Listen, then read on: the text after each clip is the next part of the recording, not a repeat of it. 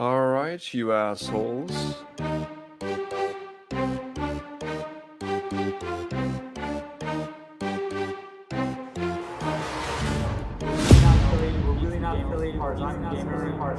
Holy fucking the diversity.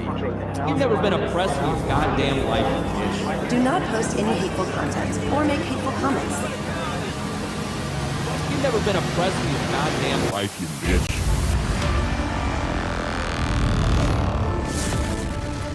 We need the Glen buck. Oh yeah, give us the Glen buck. Come on. Damn, where is it at? Unbridled. Diversity. Do not post any hateful content. It's not okay ever to post videos that could provoke hatred.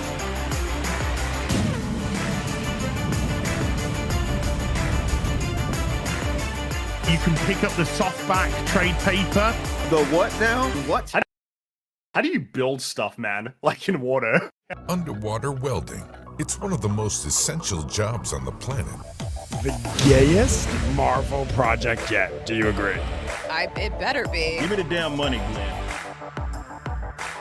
EDS, who was the smartest person on that actual fandom podcast? You're John Wick? More like John Bitch. Yeah. You know? The thing where you like, right, you do that. You sprinkle it on top. It adds a little like spice on it. Yeah. It comes, you guys should try it. And you can do it too. Yeah, like if you build your entire internet persona around being a smarmy motherfucker, like you better have some bulletproof shit. I want to watch Hulk punch that dog in the dick again. Because he does. He punches that Hulk dog right in the dick. I think probably Eric the Bunks is the smartest person on there. Who the hell is the organized chaos guy, and why is he hate boner for you? I don't know. I don't fucking know. Hey Mola, you should debate some of your haters on EFAP. It would be hilarious. Bring organized chaos. I don't know. I don't fucking know. I don't fucking know. I don't know. I don't know. Pretty clearly, he's the smartest person. They don't actually want Disney or Marvel or Lucas or any of these companies to change what they're doing because it would destroy their business model, and there is no financial incentive for them to be happy or excited about any of this. So this entire video that I clipped this from is absolutely disingenuous. I don't believe you, Critical Drinker, and I definitely do not believe Gary from Nerdrotic. Bombshell indictment. U.S. prosecutors allege a media company linked to conservative influencers who regularly reach millions, including Benny Johnson. Was secretly funded by Russian state media employees. And a little busy this week in the old news section of the internet. Jeremy from Geeks and Gamers. Appreciate everything you've done for us. We got Nerdrotic. Oh! Gary up on the channel. The great Alex Jones. Oh, yes! Let's go! Is it you? Who knows? Okay, you the big bad booty daddy.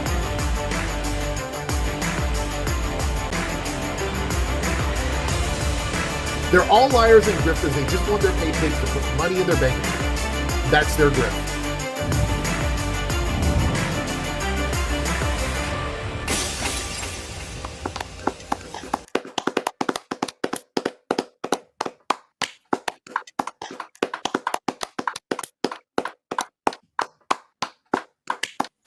Hey guys, sorry, I have to go.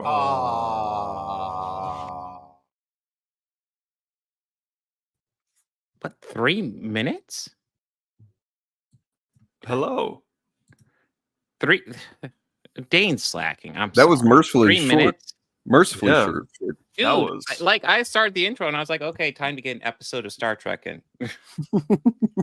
I mean, in that case, then I'm very glad that it didn't last very long.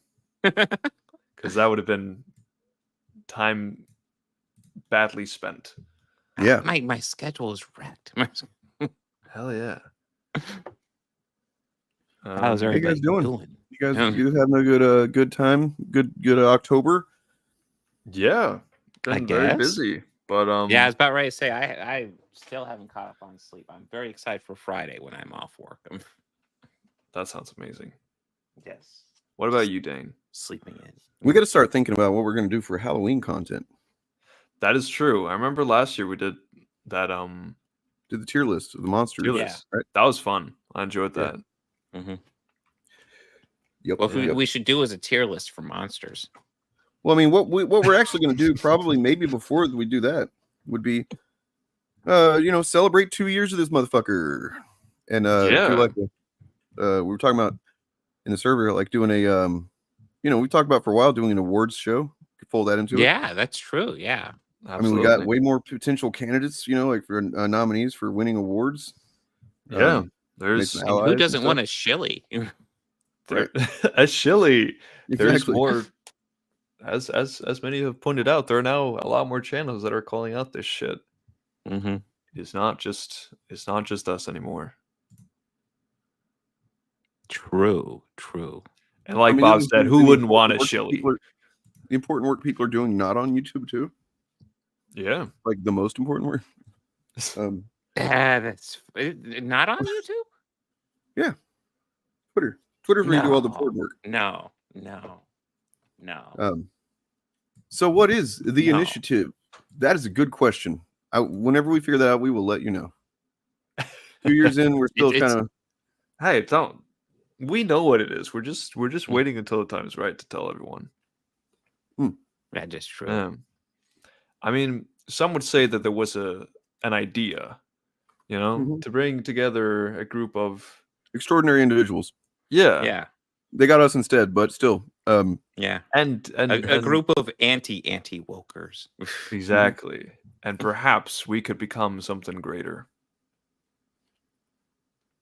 Yes, we I can. don't know what that is yet, but I just put in an order for some bots, dude. Just give it a minute. They take a minute to load up. Yeah. You know how it is. Takes a while. I mean, it'll come out. We'll get some Russian bots. They'll have some very tasteful things to say. And sadly, it's pretty expensive. But with the check we've got coming in from Disney, it's pretty. Yeah, it's all sorted out. I don't know about you guys, but boy, I paid my rent this month. Like, oh hell yeah, yeah. You know what? Disney's taking care of me. Same. Big Papa Mouse. Big Papa Mouse. Yeah. No. So okay. Well, so the initiative for anybody that's actually curious and doesn't know. Well, individually, we were YouTubers who were making content addressing the types of content that there's an abundance of, although it seems to be a little bit less now, maybe. Yeah. Or at least less potent.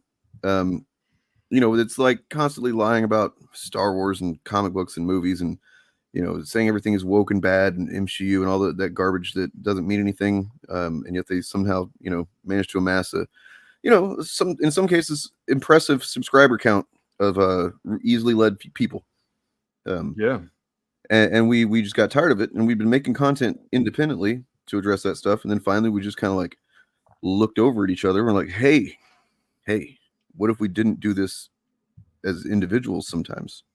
And we looked at each other and we said, and I will make it a threesome. Yes. And it happened. Hell yeah. It was beautiful. And I can only play that because Eric's not here. But yes. If Eric was here, it would just be really fucking confusing. Because then we all get nervous about who's left out. Yeah. Wait. Who's not in that? Who's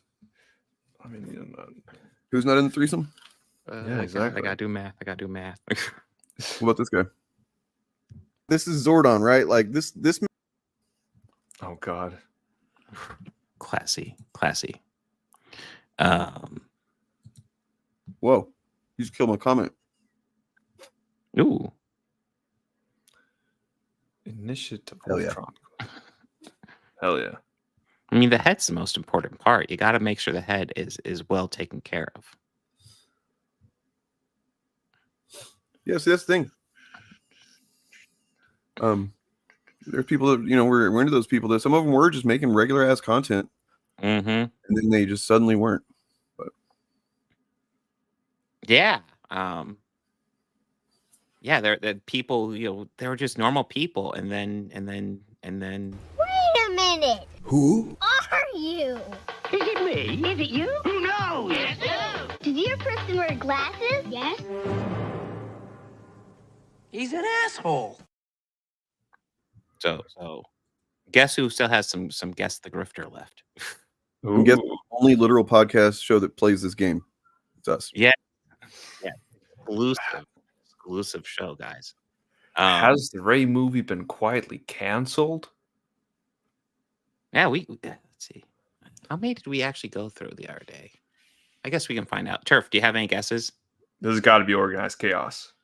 True. It was definitely organized chaos. I'm curious. I'm trying to think of who like actually Critical asked Drinker or some things shit. with a question mark. Yeah, I'm not sure. Yeah, I'm sorry, Lindsay. I've been cheating on you. I guess my guess is like critical drinker kind of person. Mm-hmm. Yeah, might be drinker. Yeah, it could also definitely be like a Geeks and Gamers, just like, you know, because some of the channels have more like structure to theirs. True. Yeah, like this just seems like like this is what my video is about. You know, Well, it's this one, yeah, critical stinker. Hell yes. Cynical dinker, whatever you want to call him. Cynical dinker. Woke Spider-Man 2 slammed by fans. Oh, better. It's not neurotic. It doesn't really use woke much, right? And yes, there's a little bit of overlap if you were here last week, but it's that's Ryan Kinnell. Yeah, I mean, it's very short to be Ryan Kinnell, but I mean, he's pretty, stupid. So that is true. We might not know that many words.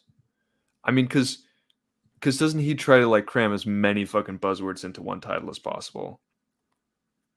Typically, yes. Yeah. What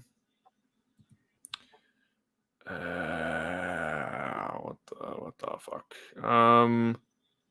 I don't know, like fucking Marco. I will go ahead and say on my channel, I will leave them up unless they get cut into videos. And then once I cut them into videos, I will take them down to members only. Yeah, my channel's not generally the one you want to go to if you were looking for a stream past the first 24 hours. Because I like to give that to these guys because like my channel's not monetized, so I'm just taking up what potentially could be ad revenue on their channels. Yeah, So, I mean, I always guesses, which I think that's decent, but I always forget to monetize my streams. But yeah, I also make them members after a while, so that's probably why. Mm-hmm. So this one is actually Messiah Rises. Fuck. Because I couldn't even find this video on YouTube for some reason. Mediaholic by Lauren Chen. I don't know what's up with that. I know that name from somewhere. Yeah. Maybe YouTube. I don't know what's up with her. It's not like she's giving state's evidence about Russia connections or anything, but yeah, we have no idea. No idea. The garbage that passes for Star Trek nowadays. Oh boy. Ooh. Who's a Star Trek guy? That's the thing. I wouldn't know. Never paid attention to a Star Trek title in my life. I feel like we looked at this one last week. Yeah, there's like I said, there's a little bit of overlap. It's gotta be Nerdrotic. You think so? Ooh, I don't think Steve Shives would do it. If it's a wild guess, you're wrong, but yeah, I don't know, man. I don't know, fucking Endymion. Yeah. Hey, Dave Cullen. Oh, that's a good guess. Hey, boy, let's avoid just like using drug addict as just like that's all you got to say. That's a bad thing about that guy. Hollywood hypocrisy over politics. Yeah, no, it's typically something I'm against, level. but when it comes to Nerdrotic, I don't know. He's kind of introduced it onto himself. It's I don't know. Okay, here we have another mixed feelings, but yeah. Here we have another standard looking one. The last part, the cancel culture hits new level. Like the second title. Oh, sorry, I didn't even properly read this. Hollywood hypocrisy over politics. Cancel culture hits new level. Hell yeah. That is Jeremy Griggs or Ryan Kinnell. Yeah, exactly. This is a very standard one. Could it be like Yellow Flash or some shit? I don't know. Yeah, I'm probably gonna go with GG.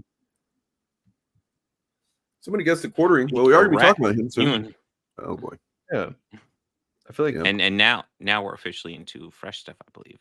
Oh no, Yep. wait, that I think this was the last one because Netflix has ruined Laura Croft. Oh, this has to be Melanie Mack, right? She's like a big Tomb Raider fan. Yeah, listen, I'm not even going to wait too long for this one because this one was obvious. Yeah, because I saw that, I was like, yeah, that's Melanie. Yeah, the Rings of Power is an abomination. Amazon Nerdrotic. hates Tolkien. Nerdrotic. I'll give people a moment, but I think you're right. Bob, your volume is just gone for some reason. Say something. Try to talk. Okay, there you are. I think it's fine. It was just weird for a little bit.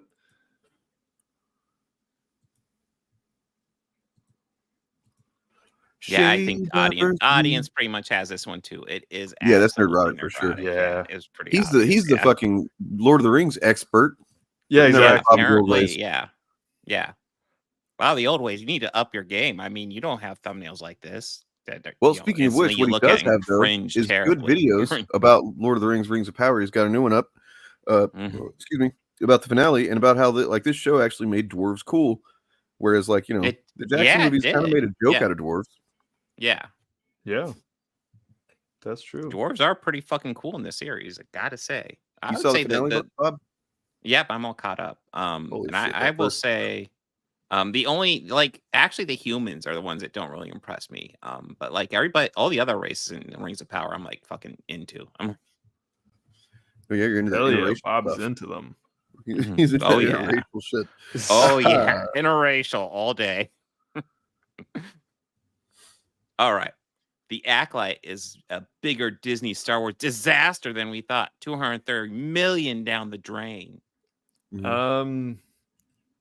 Arc Outpost, Yellow Flash, or Quartering, something like that. I don't know. For some reason, I feel like this is a bit tame for Ryan Kinnell, but maybe that's just. Well, this could be Star Wars theory then, right? It could be. That's really base of you, man.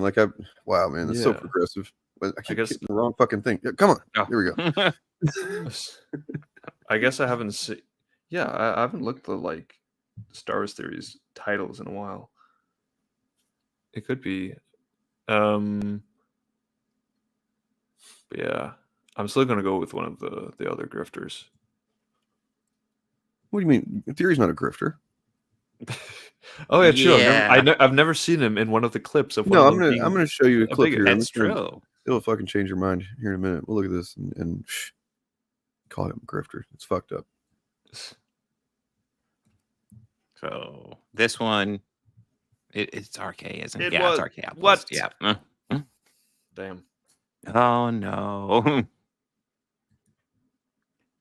Yeah, no, we watched celebrating Benny Johnson hitting 2 million subs with Nerdrotic and Alex Jones. We watched this this groomer daisy chain happen in real time, right? From fucking the Phantom Menace Chuds to Theory, and then now the Stupendous Wave gets pulled over there too. It's oh man.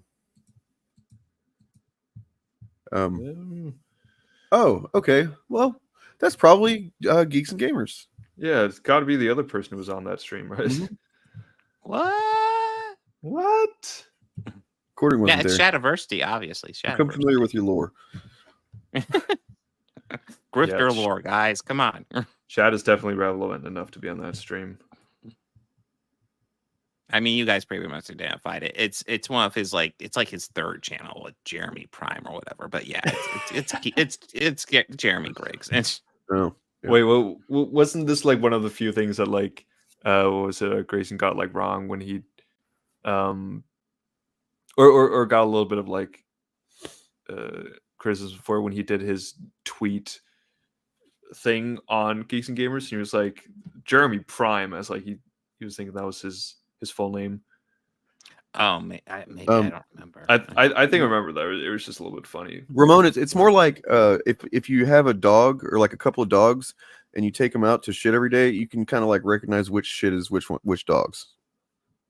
You know, that's what I say. That's more. Oh, maybe you can. Bro, you know that this one dog kind of shit's funny, and I don't know, like.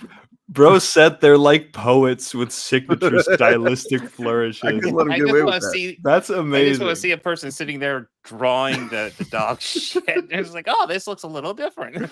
Oh yes. Look at this texture.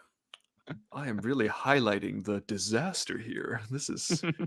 Now, hold on. Do we have a few more or what? Yeah, we got a couple more. Oh, I need to see Kathleen Kennedy. the rest of these poets.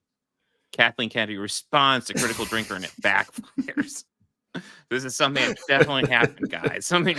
Oh yeah, I remember the time Kathleen Kennedy responded to Critical Drinker, and then it backfired. Yeah, it's like, what the fuck? I mean, she got fired again. I mean, yeah, she can't gets be- fired all the time. This can't be one of like the main guys, right? Like this has to be a. That's gotta be theory. This guy does really good on views. I don't know if I'd consider him a main guy, but Mike Zero. I just pulled the Eric's line. It was. Yeah. I don't. Yeah, I don't think it's Mike Zero. I don't know if he like would mention Critical Drinker. Maybe. This is the guy who Yellow mentions Flash. Critical Drinker a lot. Yeah. I'd say half his videos mention Critical Drinker in positive light. Damn. Fucking Yellow Flash. See, it's not going to be maybe. Mahler. You got to recognize that Mahler, they're going to have their stuff is typically going to be in the context of like as if they're reviewing, discussing the media itself. Yeah. They're not usually going to get into this type of like meta, kind of stuff, even though they will talk about that shit like in the videos, but they won't name their shit that. Yeah, they'll be like the video will be like, why this acolyte sucks or whatever, right? And then like the first line will be like, Kathleen Kennedy attacked. Yeah, Critical Drinker. It's like just Josiah Rises. No, you said someone who gets a lot of views. Heel versus Babyface. I actually haven't seen it yet from anybody. I'm gonna make the black one a black one. And Demion. Oh, delete your channel, dude. Fuck. Not you. I mean, Demion. Don't you dare you can if you mention want him. to. I don't care, man. Whatever. No, you're not the puppet master. Oh, wait, so I don't delete my channel? Yeah, no, please don't. No. Oh shit! bother. Oh fuck! Unless you want to. Okay, I think nobody's coming up with this one. This is Jesse Grant. Oh god. Oh yeah, I would not have. Who is always just simping for Critical Drinker, like every. And he's always got like this fan fiction angle to his shit Yeah. too. Like, Yeah, remember when Kathleen Kennedy was on Twitter saying Star Wars isn't for white men? Something that I pretty much guarantee she's never fucking said. A person like Kathleen, like these people think Kathleen Kennedy is some raging leftist. Yeah. That she would go onto Twitter and say Star Wars isn't for white men. I actually believe that the Force is female thing had something to do with Star Wars. That was like a Star Wars thing. Yeah. Yeah, it was like this goofy fucking joke, and god damn. And to like and even so, like a million chud thumbnails. And like they see that and they attribute her to being some kind of radical feminist. Like no, she's the fucking Acknowledging females exist as radical feminism. Yes, she's the fucking head of Lucasfilm, a massive corporation. She's not gonna be openly leftist, even if she was, and I doubt that she is. I know I did something fun for the last one. What is it? These guys are yes. These guys are always wrong. Eric July and as loud and incorrect as usual. Fantastic. This is the biggest grifter of them all. Yes. He's not here right now. I wouldn't say it's ridiculous. Is this Eric Debunks? Ridiculous. Yep. Fucking how dare he? Giant grifter. This one. It's ridiculous. Look at those thumbnails. Jesus. Yeah. Damn. Wow. He's such a fucking grifter. He's doing. I mean, honestly, like, seems like I recognize he's trying to do like a chud thing, but his still looks like objectively more, better. It's just like better design. And there's yeah. No, the chud thumbnails are something special. Yeah. That's it. Guess the grifter's over. Right, I can't fucking get over they're like poets. Yeah, that's pretty good. That's Ramon. amazing. Ramon's the shit. So you said that Star Wars Theory is a grifter, and I present to you, sir. Yeah, he's objectively not. Yeah. What do you guys think of the Acolyte poster? I think it looks like somebody's having their period and just decided to wipe it right by that lightsaber. I feel like there should be like a right there. I think there's definitely some He refuses to be on stream whenever Ryan Kendall is saying something shitty. Well, I mean, yeah, I mean, this is like definitely a grifter moment, but I don't see Star Wars theory there, so I don't know why you would comp him with this. Yeah. Do you think, like, have you guys seen anyone defending theory in these being like, well, obviously, like, he's not agreeing with the stuff that he's saying. That's why he's removing himself from the situation. Oh, that fucking deniability. Oh my god. I know some, like, I know. It's like how someone often would has use he that. streamed with Ryan Kendall? Yeah, and he comes back. That's a good point, Ramon. I mean, yeah, he wouldn't say that if he was a right-wing chef. I mean, that is true. You're doing guilt by association, man. You know, that's what we're doing, apparently. Yeah, true. That's one of the stupidest things, man. Like, for one thing, nobody's saying what are you saying that what are you guilty of? You have a guilty conscience about. We're not like a court of law, you know, but I think you can fucking judge somebody a little bit by the company that they keep on a regular goddamn basis. You know? Yeah. I think it's fair. If Bob was out here spewing racist shit all the time and I was streaming with him every week, I think that'd reflect on me, even if I wasn't saying this stuff. Well, that's why DJ's not on with us every week, because he doesn't want to like look like friends. It's like, oh god, you guys are gonna do racist shit, aren't you? That's what we do. Yeah, then he comes back on women. Oh, they're all gonna be synced up. And he leaves again. That's what I think. He got back in for a split second, Ryan, and you Yeah. booted him right out again. There you go.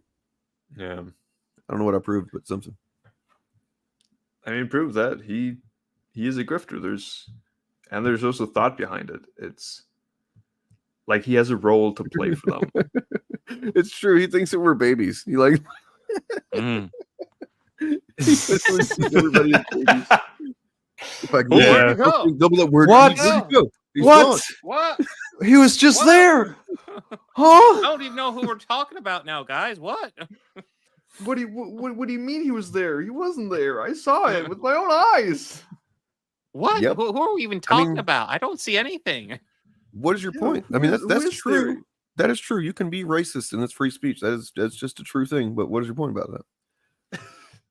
Yeah, I did a weird statement. Yes, racism.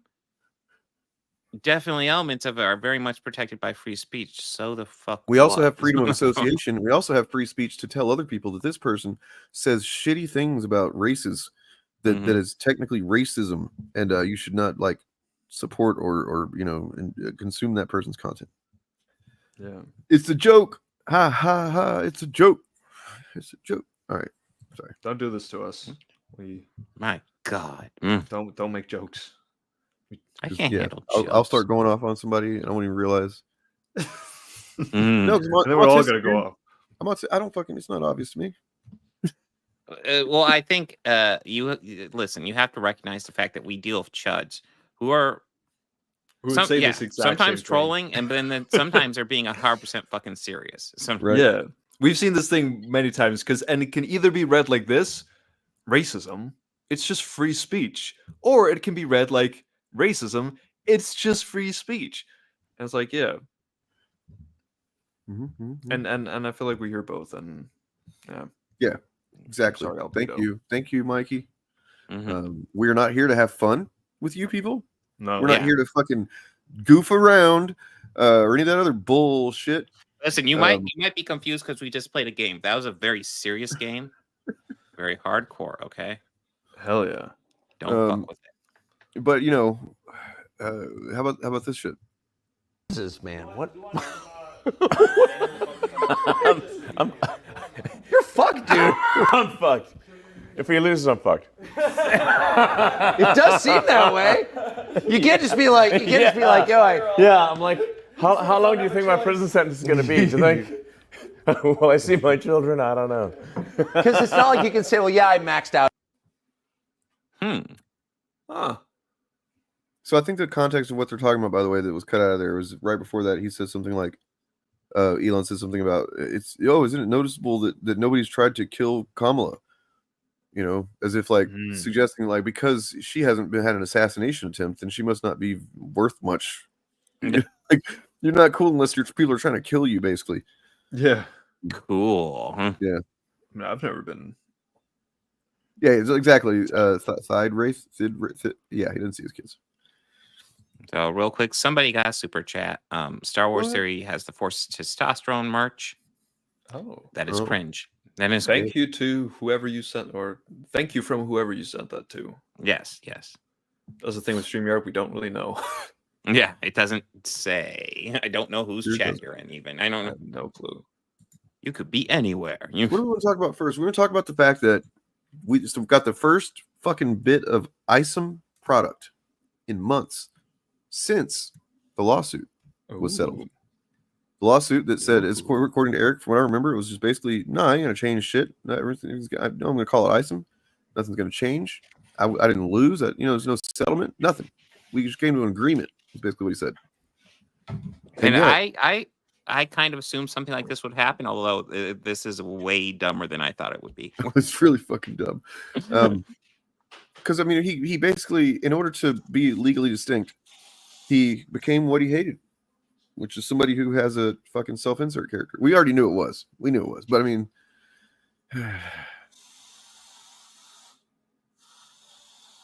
Young ISOM.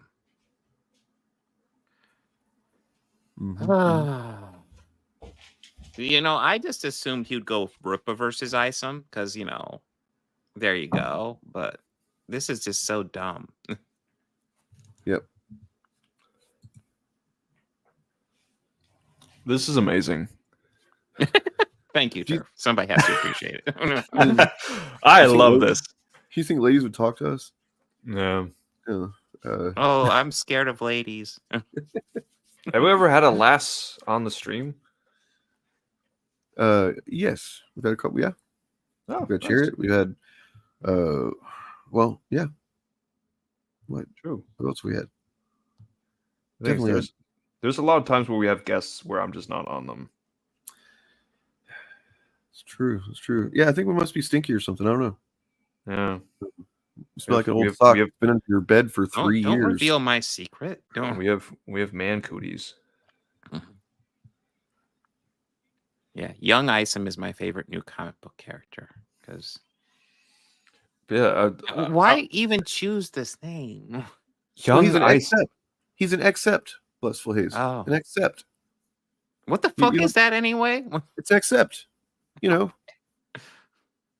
What? Weeping Stormtrooper, yes, we know of this person. We do not speak his name for, not fear, but just for annoyance of not wanting to deal with this psycho shit. Yeah. I mean, I was asking Dane this about, like, is this like a new thing? Is he restarting the ISOM story, or is this just like, I don't know, how many are there so far? 2? Like, is this I'm suspecting that he's just going to try and start calling the comic, if he puts any more comics of it out about this, going to call it that, and it's just like, he's not going to address it, maybe. I don't know. Yeah. There's no reason for him to do this except for that, Why the fuck is ISOM this buff? What does he do? He's an accept. Worships. He's got Christ cock there. He does have the Christ dick, so... Ah. The power of Christ compels you. That is this is how he fucking beats someone. It's like in Kung Fu Panda when Po uses his tummy to fight Tai Lung. It's just the villain comes towards ISOM and he just crotch shots him. So I joined Star Wars Theory's Discord server, and I was very pleasantly surprised to see that there's quite a bit of his audience who were like not into the drama and bullshit content, and they're like really waiting for him to get past it. But there are some that are definitely cool with it, and he seems to be trying to have both of those audiences exist at once. So I mean, I don't think that there's just because he's doing some regular Star Wars content or whatever in one example doesn't mean that he's not doing the regular. And also it could just be that he's trying to fucking recruit some people over their bullshit radicalization crap. So you got to pay the Star Wars toll, right, to get in people's good side. And then real quick, you actually are missing a book because Horseman is out. It's not out yet. Is it out? I don't know. I think it started I selling just it. thought it was hilarious to say Horseman because, God damn it. What about my favorite comic book of all time, Norfolka? Fuck. I need to Can't fucking see wait. that shit. What They happened did to release that one dude, the polymath book, right? and what happened to Goodyeing? Yeah, I think Goodyeing did come out. No, it did. Did you guys ever read or see that thing that Mike Barron wrote about that? About No. Goodyeing? It kind of seems like Mike Barron might be grifting Eric July a little bit, and then it makes you wonder if like all of these guys, these comics guys that Eric has hired, are kind of like, out of the whenever he's not looking, like this fucking idiot. It would explain so much of their half-ass work. Yeah. I mean, he's probably paying them a decent amount, probably not what they would want or what they used to get paid, maybe, but he's probably paying them maybe more. Who knows? Just because he wants that fucking prestige of these washed up old dudes. And yeah, and then they're just like, wow, we get all this money, and this fucking idiot just lets us put whatever amount of work we want into it because he doesn't know any better. Okay. Oh yeah. All right. What else we got? There's that. Good job. Who the fuck is this? Oh my god. Who just came What? in? Oh, what? Hello. Oh, Hey. Eric came in. The So ultimate grifter guys. Can you think of another reason why this would be this way? Other than the lawsuit? What? No, it's 100% because of the lawsuit. He did a whole stream, a stream yesterday trying to explain why it's titled Young Isom, and immediately I was like, it's the lawsuit. There'd be no reason to explain it if it was obvious why it was titled Young Isom. So he did a whole separate stream from Tuesday night's main event to explain why it's got titled Young Isom. So What's his reasoning? he said because it's clearly, let me turn the volume down on this. I've got family members coming in from out of town, so hold on, let me Oh, nice. lower the volume. It's clearly what? So- Sorry, I have family members coming in. They're evacuating from Florida, so the doors. Oh yeah, gonna be clean closing, weed shit, so- dude, for sure. Yeah. But he did a whole stream explaining why, and he said clearly it's a younger version of Isom. No, fuck And I'm that. like, that's not, you would still not put it, you would not title the character Young Isom like Young Rippa. Like, why would you Yeah. do that? Like, it doesn't make Unless any he's sense. a child, like fucking Right. obvious, like a child. I want to show you this image that I put together back whenever Isom #1 was coming out, because I noticed there were several different ways that I noticed him looking Isom in different forms of merch. and God, stuff. there's so many. Yeah. And so this is just like from when the first issue was coming out, and it just goes to show that like no, this is exactly. Oh, give me a second. God damn it! Fuck you. Get out of my way. 1 second. Buzzer. Yeah, it's gonna be. It's gonna be a minute. It's gonna be a minute. Time's Go ahead. up. Also, the statue's not very good looking. Just put it out there. It's not a good statue. It's not dynamic. I would say standing, it's par stationary, for the like- course from Rippaverse products. Yeah, maybe a little. I bit mean, higher to be average fair for though, that. I think if we're comparing their statue qualities, clearly the Yaira statue is a better statue. But yeah, the different ones. Name them all. They said it's based on it's the pandemic haircut Isom is the one this is supposed to be based on. So, which is I believe the Kanan White version of it. So, Are these all from the issues? they're No, it between must have been issues, from- covers, and promotional. I think. Yeah, Right? Yeah. So This like is the same guy. This is from the comic, and Yeah, that one's from the comic. That's comic. where he's confronting the one. The yeah. bouncer beats him up. Everything else is not. What if in issue 3 the whole thing was that there's actually multiple Isoms and that's his power, and That would be the what most makes him interesting cool. thing in the fucking That book. if you were like Yeah. multiple man or something, yeah, I mean that would be Yeah. interesting actually. And like that's planned from the start. That's why there's different drawings. And that's why he Planning quit this because there's multiple versions of him still out there as Isom, and he decided he was going to Exactly. Yeah, there's gonna be young Virtual Isom Isom, Mastermind. old Isom. There's gonna be everything but Isom. Low watermark is interesting here. He says that this the lawsuit plus the failed sales of the Yaira statue, which was delayed 2 quarters. Yeah, I saw that they pushed that back by 2 quarters because they weren't able to match the sales they needed. Young Isom is from a cheaper toy maker too, which by the way, I think it's Iron Studios is a Brazilian toy maker. Wow. So it's connected with the Glass House or whatever that Does is. anybody know? Is there like just a thing where like people that know? Is there some kind of secret amongst industrial types that like, oh, you go through Brazil and get shit made cheap? Like, is that just a thing? I trying to think it is because I keep on hearing that over and over again. Yeah, the video. Also, another thing I noticed, because I was driving around yesterday doing some stuff for work, and so I just had the Eric July, painfully had the Eric July podcast on while he was talking about. Why would you do that to yourself? Well, because actually I wanted to see what his excuse was for titling it Young Isom. That was why I tuned in.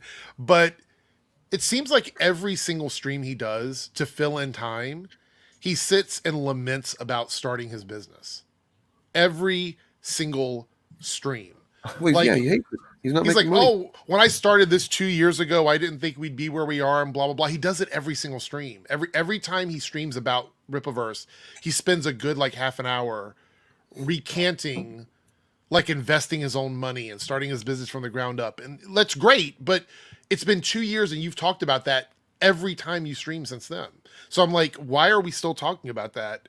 It's almost like he's doing it just to constantly remind critics that he invested his own money in the company or something. Like, right. I don't give a fuck about that. I think it's all funny to me. Like, the whole thing is funny. That's what people are like, you want him to fail? No, I actually think it's funny that he's doing all this stuff. Yeah, I don't want him to fail, man. Like, I want him to just like basically just continue to make just enough money to keep struggling. That's fucking hilarious to me. Yeah. I mean, it's crazy to me that, and honestly, I was looking at Twitter the other day as his account. Let me check and see here if it's still like that. But he did a little thank you tweet or something for supporters of the Rippaverse. Was this from yesterday? Let me look. Double check this. Oh, wait, 4 hours ago. Isom's name was not changed to Young Isom. This is simply the name theme of the statue because it's a younger depiction. The distinction is important to the story. No, it's not. It is not. You're a liar. I'm calling you a liar. You're a liar because you did the font and everything as one full name on the statue. If you just wanted it to be Young Isom, it would say Isom, and then underneath of it, it would say Young or Young Isom. It would not say Young Isom. Like, you wouldn't do that all the same. We're not fucking stupid, Eric. Yeah. Are you serious? What? I mean, is he trying to say, hey, listen, I have this character. He's the flagship character of my universe. And for his first statue, I'm going to randomly do a young version of him. That makes no fucking sense. And then he says in the trailer they use the name Isom. Right, because it is not the trailers that you went to court for. It is the merchandise you were selling. That is why. It is the physical merchandise. That was what you were going to court over. Not using the name in the trailer or on post on social media. It was literally the stuff you were selling to people. If you used the name Isom and you never sold it at any point, they probably wouldn't have gave a shit. But it's about your merchandise. It's about your comic books, your t-shirts, and now your statues. Yep. That was what the lawsuit was about. Well, there's a reason he's leaning so much on the statues too, because I think he must have recognized that this is a better way for me to make money than just actual comic books. Right. Well, I think it's funny because let's talk about his criticism of EVS, which, this is let him fight, basically, is the way I feel about it. But his criticism of EVS is that EVS sells toys instead of comic books. Like, he's always saying that CG comics are late. A lot of them are. A lot of them are years and years and years late. And so he's not saying something that isn't true, but he's always like, EVS is on stream, selling toys, selling merch, whatever, not getting his comic books out and whatnot.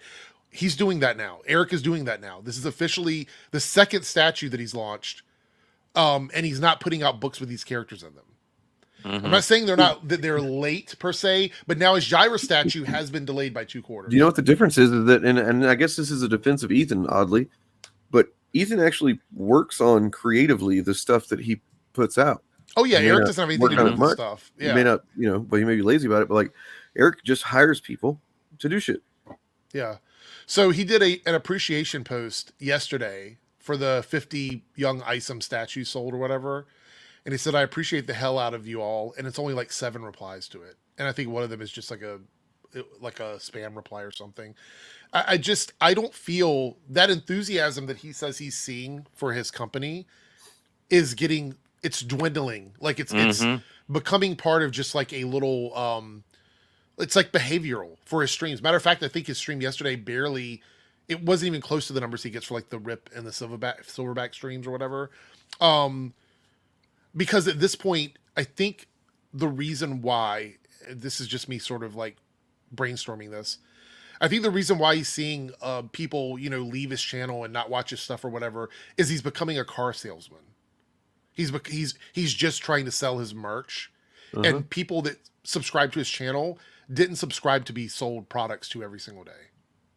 And it's an interesting choice. He said he knows that it's going to affect his channel, but I mean, it's going to kill his channel inevitably if he keeps doing this. So, let's check out the little Rippaverse on subreddit here. 2 online. Wow. Man, Braxcast holding it down, man. Salute to Braxcast. Just constantly holding down the entire fucking community. Well, you know what's funny about that Braxcast guy is that is someone who I think really does love, for whatever reason, loves the Rippaverse stuff. He gets no support from the community. Yeah. Oh. Like no one watches his content. Nobody goes over there and engages with his streams. Well, he has one upvote. Let's be honest. Like, there might be people who genuinely love this Rippaverse, and bless them. But everybody watches Eric for his, essentially his shit throwing, for the drama, his outrage content. Yeah. But I mean, like they're saying the same thing. Like this guy loves Rippaverse. He's making positive Rippaverse content. He's not engaging in the drama online, and he gets no support from the Rippaverse. Eric is constantly getting on reminding people that Young Isom is not the real name of the character or whatever, even though clearly they went through the trouble of making a logo with the name Young Isom. But then he doesn't really talk about these kinds of guys, the guys who are out there. He's like, shout out to all of them or whatever. But are you really doing, like, you're not cultivating the positive parts of your community. You're not doing that. So I don't know. It's just interesting to me. He says he doesn't want to be a part of it, but this post is interesting. Yeah, I saw this one. Yeah. I love Eric July. Man knows his comic books. No, he doesn't. Insightful comments on the state of the industry. Nope. His politics don't exactly align. Yeah, that's true for me. I'd be happy living in Eric's perfect world. I'm sure he'd be happy. Man, that sounds kind of weird to say that. I hate origin stories. I don't need to know that Peter Parker was bitten by a radioactive spiker. Yes, you do. You just hate stories then. You don't fucking... Oh, my God. It's so dumb. Well, here's the thing with him. He probably just jumped to Amazing Spider-Man #1 and was just like, yeah, who needs an origin story? Who needs... I mean, because, like, obviously origin stories are needed. Like, the background for why a superhero is a superhero. If he means, like, oh, I don't need to... I don't know. Like with Spider-Man, it's like, oh, I don't need another origin story. It's like some people are like that. But with something like Isom, like you need to know how. That's a great thing about Spider-Man. He doesn't have an origin story. You just pick up Amazing Spider-Man #1 and he's right there. Yep. And, no origin. Oh, lovely. Hell yeah. I love this guy's like the books aren't worth $35. Right. That's funny. He's like best $5 I ever spent, but not $35. Sounds about right. Everybody's. I mean, look. At least these people are being honest. Not like the what you call them, Chris Bacon people that ran him out of the community for just posting facts. Well, Mikey J, you make a good comment here about what are the chances a youth group named Young Isom is currently commencing legal action. Oh no! I think it's interesting to me that he says he doesn't want to be a self-insert, but somehow Isom's turns into Young Isom, like Young Rippa. Like, give me a break. Whoops.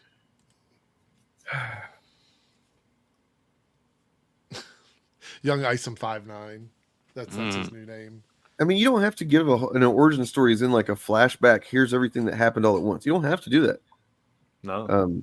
But if a character has some kind of special powers compared to the other characters in the story, you're gonna want to know exactly how that happened. Yeah. I mean, let's just be fair here. That first Isom comic is awful. Yes. Yeah. It's awful. It's just. Well, I mean, I thought the second one was worse. Like. You see, if twist my arm, I'd probably go for 2 over 1, but they both suck balls. The first one just was nothing. Nothing was like, it was all just like waiting for something to happen that mattered, and it didn't. And then like the second one was just crazy random dumb Yeah, shit. the second one's kind of batshit, which is why I think I enjoy it more. I think they're both like. I think I like the second one more because at least it does something. There's Yeah, it's got action the and there's room something quality to it, happening, right? but But yeah, it's like, hey, this guy's kidnapped. Let's go to a cave that's the depths of fucking hell. What the hell are we doing? See, Lil Isom does flow better, but he would never call himself or his character Lil. No. You know? And I do appreciate how they progressed the Jasmine story in issue 2 as well. I think it's good to keep us engaged with that. I think she's mentioned once, and it's not even by Isom. It's not on his mind. Oh, that girl I'm looking for. Oh, fuck her. I'm done. Well, I mean, we'll get to that, but they're not talking about it mainly because it's their fault, and it also exposes that all the rest of the other narratives are bullshit. But actually, it's, DJ, I was just going to play your 8-minute video today because I didn't think you were going to be on here. Because that video was excellent. How you broke all that down. Yeah, where I went in and looked at all the white male failures over the last 10 or 15 years. Yeah. It's pretty funny. I had a lot more, but I just wanted to use a few. First one you went to, I was like, my man went to John Carter. Holy shit. I thought like Disney. Let me find something from Disney that had a white guy that failed, and that was one of the biggest ones. So, well, I mean, we could go ahead and break this down because here's the Marvels. As we all know, this is the biggest box office flop of all time. No movie is worse than the Marvels ever. Oh, wait a minute. Here's Morbius. Yeah. Starring a white guy. Jesus Christ. That's pathetic. Oh, here's Shazam too. Oh, that's even worse. And now we got Joker too.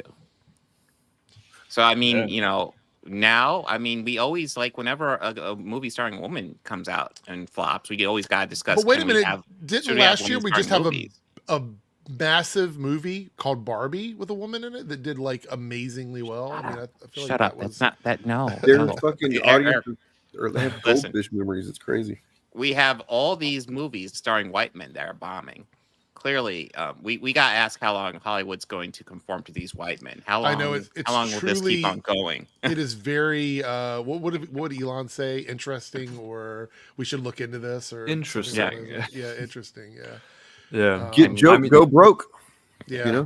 The thing is, I really like comparing the Marvels to Joker because because Joker made $1 billion, right?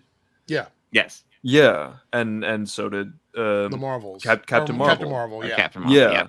And so I think these two movies are a pretty good comparison because when the Marvels came out, there was a lot of people doing the whole.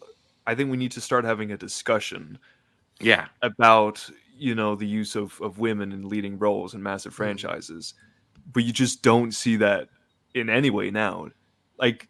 No one is saying, oh, well, except for us right now because we're taking the piss out of it, right? But no one's saying, oh, we should try to reconsider the role of the white man in big franchises. That's just not going to happen. I am saying that. We should seriously.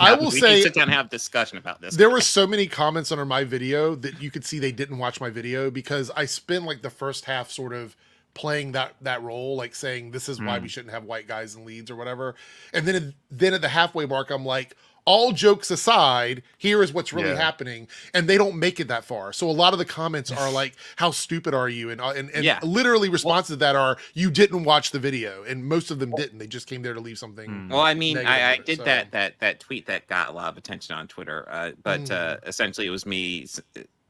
But I got a whole bunch of chuds debunking it. And I'm like, what's beautiful about this is that right now you're debunking your own fucking arguments on this stuff. You realize that, right? I got into an argument with somebody under one of your tweets about the Captain Marvel, and I know Dane, you jumped in on that a little bit too. I don't know what it's going to take for people to understand that marketing and placement of the film is part of the film itself. When someone makes a movie and they decide where the movie's going to go in the year, they decide how they're going to market the movie, what they're going to tie it to, how they're going to connect it to the other films, if there are other films. So you mean because it only made $1 billion because it was between Infinity War and Endgame? Yeah. It's okay, but how come Ant-Man and the Wasp didn't? Right. And when I said that, they said, well, which one had an end credit scene with tying it in? And I said, so you're saying an end credit scene equals $1 billion movie? And they were like, no. I said, well, then why did you even use that as a But Why they did you both say have an that? end credit scene that ties in the movies. Right, but I'm saying like that doesn't mean the movie's going to make $1 billion. Like an end credit scene doesn't equal $1 billion. Well, and also Joker being the Joker, like it's not like it was just a movie that came out and nobody had any familiarity with it. Not only do they have familiarity with Joker, they have familiarity with fucking Taxi Driver and King of Comedy. But even so, what does the Joker need to do to make people excited? It's the fucking Joker. Like, this isn't Captain Marvel, a character that a lot of people who didn't read comic books had no idea who this was. The Joker is the fucking Joker. Like, it's got a bigger platform and a launching pad than Captain Marvel ever had, regardless of whether or not it was teased in Endgame, because it's just, or Infinity War, because there is, like, the history of the Joker is directly connected to Batman, which is why so many people were upset that Batman wasn't going to be tied to these films. But at the end of the day, that movie, directed by Todd Phillips, the guy who fucking said Hollywood is too woke, so I'm not going to be making comedies anymore. So that's number one. They got that guy in the bag. He came out and said the studios had nothing to do with this. There was no DEI. There was no forced feminism or anything like that in this movie. He made the movie that he wanted to make. He didn't even answer to James Gunn. He ignored James Gunn's notes. There was no test screenings for this movie. Like, everything you could possibly want from a director-driven project happened with Joker 2. So check this out. I found this article that says Todd Phillips told Variety for a cover story that the goal in making the sequel to 2019's Joker was to make it feel like it was made by crazy people. And that Joaquin Phoenix was constantly just like ripping up and throwing up pieces of the fucking script, and they would just like rewrite stuff in the last minute. You know, it's like they were not. Yeah, that's why it was a bad movie. I think. Yeah. I mean, the reality is though, this is the kind of and then fucking Hollywood Reporter made a soften the blow article about Todd Phillips. Hang in there, Todd Phillips. And I'm like, y'all came after Dia DaCosta. Yeah. And all this other shit. You claimed there was fighting on the set and all this other bullshit when the Marvels was getting dogpiled. And you're like, oh, but we need to coddle Todd Phillips. Fuck you. Fuck your whole fucking magazine. Well, here's the deal. Like, it's like, what the fuck? Here's Todd Phillips is part of the problem, because here's the problem. The problem is white men. Obviously, white men can't sell these movies. We need to. Okay, I'll keep on. No, it's. I know we're joking about it, but in that joke does lie a bit of that systemic problem when it comes to like white men and the privilege they have in media. Todd Phillips is getting coddled because he's a white guy, and he's also anti-woke, and that's why everybody's like, well, we're just gonna let's lift him up. I mean, it's okay. This happens to everybody. Francis Ford Coppola came out and like was giving him props about it. Oh, I'm so glad. Congratulations. It's like all of this stuff happens to him, but anytime someone in a marginalized community is in charge of a property, it's like never let them near the editing booth again. Never put them behind the camera again. Right. Never let them read a script again. This is the kind of stuff that happens to people who are marginalized. And this is why I say what I say about all this shit. It's why we all do it. This is the problem. Yes, everyone is capable of making a good film. Everybody is capable of making a bad film. That's not the argument that anybody's making. We are arguing about the entire cultural, like, the institution around this and how it works on social media and how people just run with it. There is a monetary reason why these guys, these channels, these outlets, these articles, these editorial places, there's a reason why they do these kinds of things, because there's money in it. And anytime somebody does something solely for money, you have to question the reasons behind that. And so you look back and you're like, well, maybe it isn't such a good idea to dogpile a woman who directed a movie that didn't perform well and immediately start saying that she has no talent. Let me give because this is actually a fucking excellent point that you're bringing up here. Example rather. So yes, that happened. That happens all the fucking time. Right. That happens a lot. This is an article that fucking pointed this out when it really is something that just happens constantly. Like she had another film waiting to go, and she was going to do something else. Like she actually explained in context. So like she stuck around for a while. Marvel's got pushed back multiple times, and she stuck around for a while. She was pushing back for other projects, and eventually it reached a point where she was going to lose that project. So she said, "Okay, I got to go do this other project." But the way that it was, and then they shat on her. Said, "Fuck this," and left the fucking walking away. And it's again, also post-production. All the primary filming was done. Was done. On set stuff was done. We're talking about editing room stuff. Yeah, editing, sound. many cases, the director will check in on that thing, like, you know, that kind of thing. Maybe once a day, maybe once a week. Who knows? But like, they're not always going to be there, right there every day. You know? Sometimes you have directors that sit there and pretty much co-edit or might even edit themselves. There's Sometimes also you have directors that just have editors that they trust. And Marvel has their own editors. So probably Marvel just has their own editors working on shit. Yeah, I mean, and there's also the reason why we have a team working on these movies is because there's no one person doing everything. That's ridiculous. Like she has other people working for her, or he would have other people working for him that are there to do their job as editors, as producer, all the people involved with it, light, sound, they all have jobs to do. She's not going to micromanage everything, but she will oversee the bigger portions of it. Meaning after they're done with some stuff, they would send it to her and say, hey, do you like this? Do you not like this? That's the way that typically works. But the whole issue is that Todd Phillips is their dude. Like I said in my video, this is a guy who pretty much reflects the values that these guys have. He cut out scenes of queerness in Joker 2 that were improvised by Lady Gaga because he didn't want that to be in there. So he even took quote unquote woke stuff out of the movie. There's nothing in this movie inherently woke or feminist or any of these things. Some fucked up, you know, kind of implications about gay people or something. There's like sexual assault or some shit. Yes. Yes. Yes. That is the one. So that's that the is other the one thing. Potential gay part of the movie. Yeah, and it shows gay people as bad people. So there's everything in this movie on paper does exactly what these guys are asking for. But all of a sudden, because it's failing, they have to come up with some sort of mythical reason why it's all of a sudden woke or something like that. It doesn't make any sense. They can't even explain why it's woke. They just keep saying it is. Todd Phillips the studio didn't have anything to do with this. James Gunn didn't have anything to do with this. He literally made this movie the way he wanted to make it and said that it's a movie for the fans of Joaquin. So it is literally a vehicle for Joaquin Phoenix. Lots of people are desperate to blame Lady Gaga in some way. And it's like, how? She was literally just a supporting character. What evidence do you have? She did right. Like, okay, Bob, you've seen the movie, right? Yes. Okay. It feels to me like they took a bigger story that she had and just kind of reduced her to being a facilitator for things that Arthur did in the film. And I read the plot. I wanted because I'm not going to see it. So I wanted to see what it's about. I read what happens in it and stuff. That's pretty funny. The whole ending and everything. It's funny that there are people that are pissed off about it, but sorry, that's not what we're talking about. Sorry. No. I mean, it's one of those things where Harley Quinn, honestly, she could have been anybody in the movie. She didn't have to be Harley Quinn. She could have been a completely different character if they wanted her to be. There was nothing unique about her. Lady Gaga sounded good singing, but it's Lady Gaga. I mean, she's going to sound good singing. Well, I mean, the only ones that sang were her and Joaquin Phoenix, and Joaquin Phoenix did not sound good. But But yeah, she sounded great. It felt like one of those weird things where it's like, it reminded me of Furiosa, right? You remember how there was like this cope thing with Furiosa where the movie didn't commit any of the any of the woke sins that these guys would normally complain about, like girl bossing and all that. So they had to come up with a reason. And their reason for that movie was that we should have expected it, or people expected it to be woke because there was a woman in the lead. That was their thing, was like, this is what Hollywood has been giving us, so this is why that movie failed. Yeah. In regards to what were we gonna say? Sorry.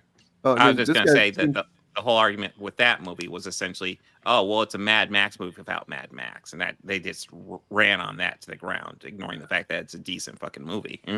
This guy seems to be saying that because Todd Phillips wasn't doing a culture war thing, that means that the Chuds aren't, doesn't apply to the culture war, basically. All right. Okay.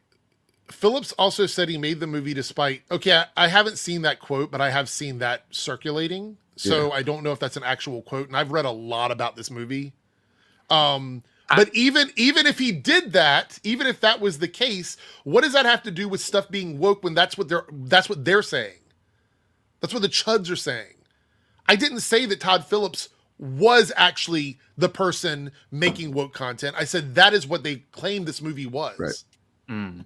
I mean, we got Joker 2 this week, and then last week we got Megalopolis, and it just brought together because we brought Francis Ford Coppola.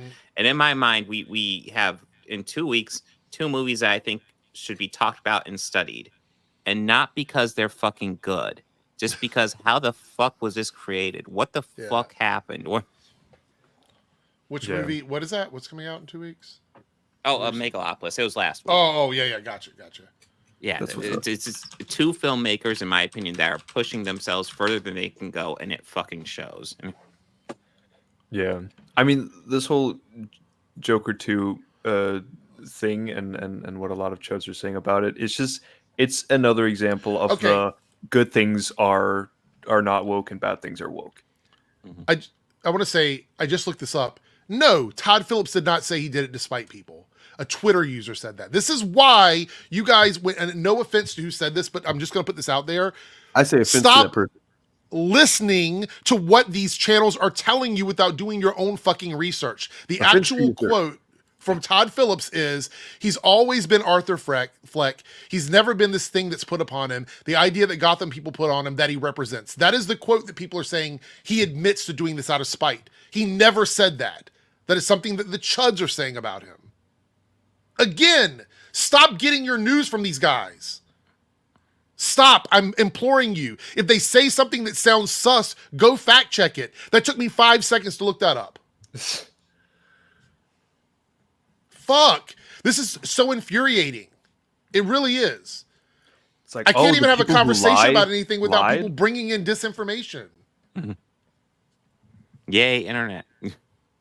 You know, Joker should have been a standalone movie. And in one way, I kind of like do think it is a bit funny. I'm not going to really give any credit, but like, yeah, Joker it shouldn't have been made really at all. But like the fact that it was, and it made so much money and was so successful, okay. But then of course they're going to want another fucking movie. They want a sequel. Yeah. And in that way, Todd Phillips just kind of blowing this version of the Joker up is kind of funny to me. It is. It is kind of Joker-like when you think about it. That he's just like... I am all for these Elseworld stories being ridiculous. I get it. I understand. The only thing that I want when I go to a movie is to feel like I was entertained. And this movie was boring to me. That is the problem.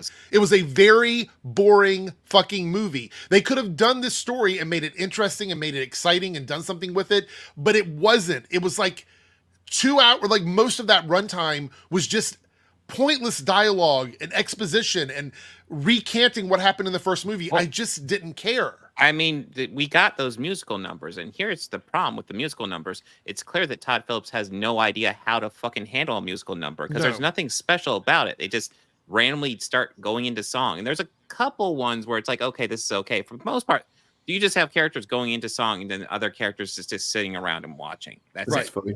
It's like, oh my God, this is nothing. And there's no, and I'm trying to remember, I don't think there's any like big production numbers. It's mostly just Lee and Arthur performing. Most of them. Yeah. So the best one for me was the courtroom scene one, and that's Arthur by himself. And yeah, there's a reason why they won't release that, because that's fucking Joaquin Phoenix, and his voice is not amazing in this. There's a lot of movies that got sequels where I'm like, I'm just going to ignore them. Like Coming to America, the second one, the Coming to America. That was surprisingly not terrible. No. Well, it wasn't terrible, but it wasn't at the level of the first movie. And Coming to America is one of my favorite comedies of all time. Don't Breathe too. Yeah, I just choose to ignore that one. So, but yeah, it's just like, it's one of those things where they could have probably not done it, but when you have them, like, I fully suspect at some point a Barbie 2 will get pitched and probably get made. Oh, I pretty much guarantee you it will, and I'm a little terrified of that one because that was a very good standalone movie. We'll have to see if they get really desperate and do Oppenheimer too as well. Nice. Well, they're doing Passion of the Christ too, right? Isn't that one they're doing? So like that's gonna be. Sure. Yeah. I mean, I feel like we're gonna get the Toys cinematic universe. Just getting Action Man and stuff. It's like I actually wrote I've got 2 essays I've written that I need to make videos for. I'm not good at making essay videos, but I wrote out some script, and one of them is about media literacy. And holy shit. Oh yeah. John Amos and James Earl Jones died recently. We lost both of the dads from Coming to America. Yeah. Well, it says even the title is confusing. Coming to America, Coming Back to America would have made more sense. I actually, I think they had the perfect opportunity of titling it Going to Africa or Coming Back to Africa or Coming to Africa, so they could have tied the family story into like the African aspect of it. That would have been hilarious. It just a lot of missed opportunities. That's it. Like it wasn't, like Bob said, it wasn't awful, but it wasn't like at the level of the of the Oh first no, movie. I did. Listen, I went into it semi expecting it to be awful, and I was pleasantly surprised. I won't, call it amazing or anything. I've only seen it the once, but when you're expecting a shit show and it's like okay, it's like hey, okay. I mean, it just okay. So this it was turned into a completely different argument about our discussion about this, but you have people like Eddie Murphy, like a once in a generation type talent that when he has the opportunity to do the stuff he does, it's amazing. He's had some stinkers. Yeah. Don't get me wrong. Oh God. But when the focus isn't on him as the main character, it starts to get a little iffy. You just kind of want to let him do what he does. And the movies that have been poorly received with Eddie Murphy are typically the ones that try to funnel him into a role. So I feel like that's what happened with Coming to America. They didn't really let him shine in that movie. Anyway, I don't know. We could probably do a stream about Coming to America one day. Yeah, we're Like doing it, guys. Yeah. But no, I made an essay about media literacy, and as I'm going through it, I was getting angry as I was typing. I'm like writing out my notes. Because I truly believe that's probably one of the biggest problems we're dealing with right now is we mentioned it before. The guys aren't engaging, like the people that watch these channels aren't engaging with the shows and movies. They're watching these guys pretend to engage with the shows or movies, and they allow them to tell them what happened and tell them what to be mad about. And it's just, it's really bad. So I guess before we move on, so I brought up a Nerdrotics review of Joker 2. There's not a whole lot I want to go over. You know what the shocking thing about his review of Joker 2? I mostly agreed with it. And I think it's interesting that he's willing to do a nuanced, thoughtful review when it's a man's movie that fails. But when it's a woman's movie that fails, it's like the cringiest shit you've ever seen and all this bullshit he's got makeup. But anyways, the reason I wanted to bring up this review because he does something really fucking shitty at the beginning. I just want to get your guys' reaction. Product.com. We're going to skip a little bit here. Oh, here we go.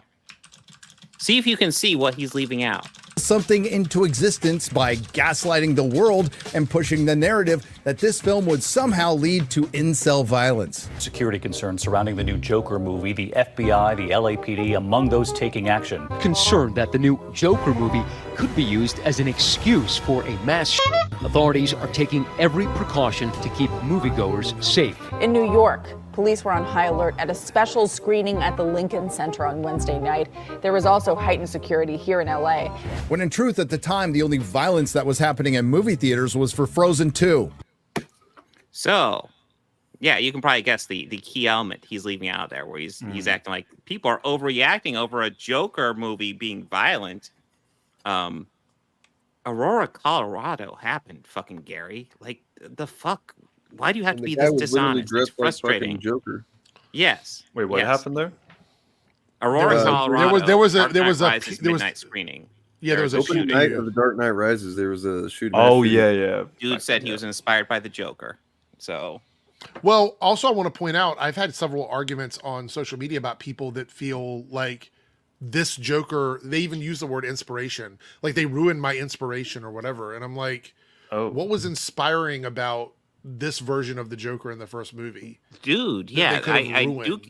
Listen, I enjoy the first Joker movie. I don't think it's as good as people make out. I think it's fine, but people act like he's like some sort of this epic societal hero, and it's like, no, this is a dude who's been fucked up by society.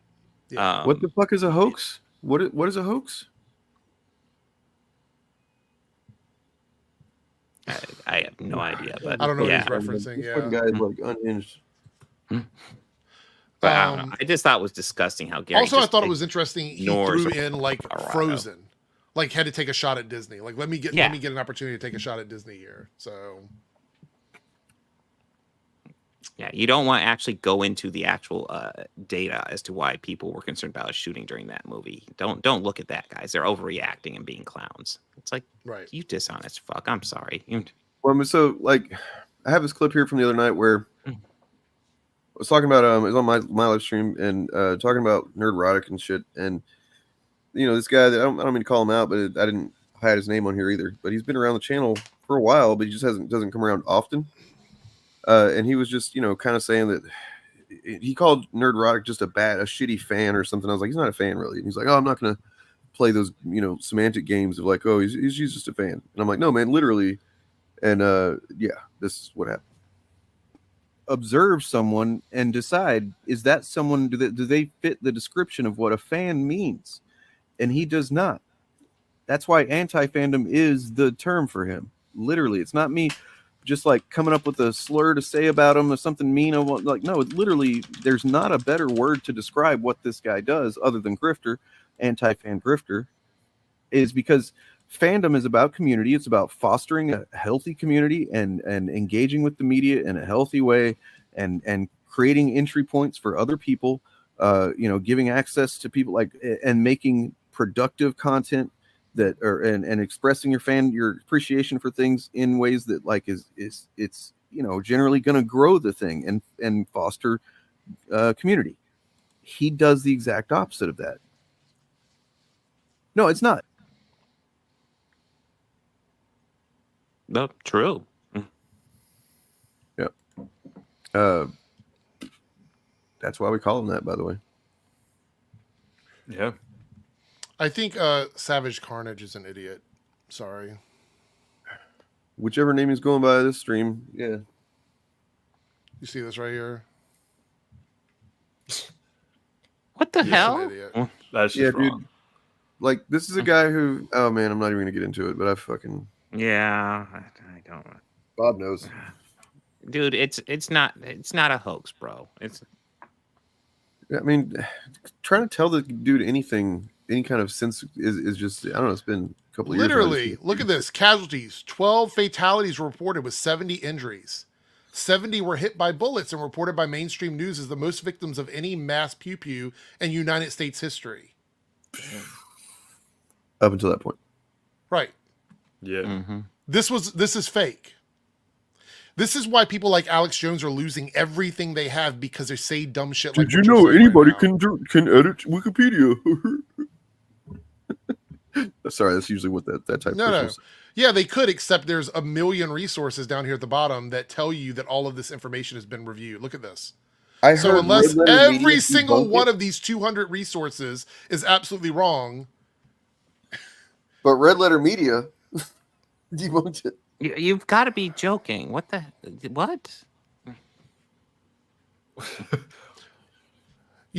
Like every once in a while, people ask me, oh, well, I'm not saying, you literally just said it.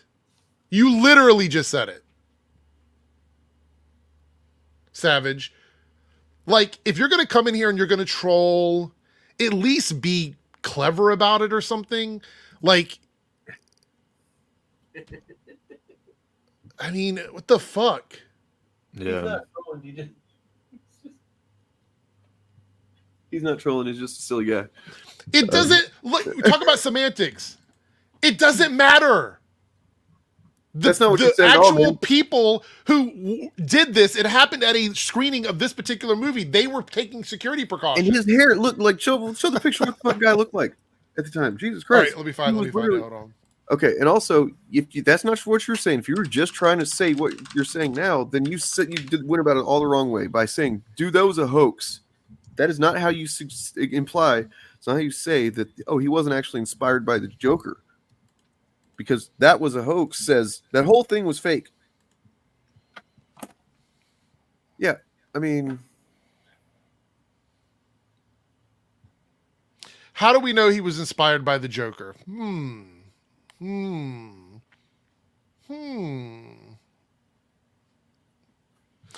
mean, partly the other thing he talked about it. The other thing is, at the end of the day, what difference does that make in the bigger picture? He went to a screening of a movie wearing a Joker outfit, even if he wasn't inspired by the Joker, dressed as the Joker, to do this. The Joker movie that's coming out is a red pill fucking movie with a director who's complained about wokeness. They were worried that was going to inspire violence and they wanted to take precautions to it. Dismissing that and going, oh, there's no reason for them to feel that way is exactly why we have so many gun problems in this fucking country right now. This is the exact reason why. that doesn't prove he was inspired by. I'm so tired of like this fucking. The amount of people that are stupid that own guns is the biggest fucking problem we have. That's the biggest problem. Is the ignorance, like the vast majority of people that I hear talking about violence when it comes to weapons are the dumbest motherfuckers. Yeah, they and just by the way, are. if you're in Florida and you're one of those people, you cannot shoot a hurricane. Okay. Right. You can drop a nuke in it though. Yeah, it's crazy to me. Like, why would you even, what was the purpose of debunking that other than to get outrage clicks? What is the point? Jesus. I'm sort of taken aback by the sheer stupidity we get sometimes in the comments. Like, I really am like, holy fuck. Holy fuck. Y'all really need to like touch grass. Like, go out and do something. Make some friends. Make some friends. Go out and do things once in a while. I'll tell you what, one thing I love is going to the movies with my friends, not inspired by the Joker. Not dressed up. I mean, if the whole thing was fake, like they took some huge precautions because remember that was actually a midnight screening when midnight screenings were at midnight. Because I remember that, and then I think that might have been one of the reasons why screenings moved up because of that. Oh, like it absolutely was several hours. Now on Thursdays, I can go see a movie at like 3:00 in the afternoon. Yeah, yeah, you can go at 7 o'clock and see the movie that gets released on Friday. I don't even know why they call it Thursday. The reason why they're not talking about Joker 2 at all in the way that in any way that like Matt makes any sense or matters is because it would just there's no way to would be really hard for them. They'd have to work too hard to make it not look bad on them. Yeah, I think. They can't get behind it, and they also don't necessarily want to go hard against it, so they have to create reasons why it's bad. Yeah, like they did with Furiosa. Because they can't that's afford the problem. Any more losses right now, guys, because we are in the middle of goddamn.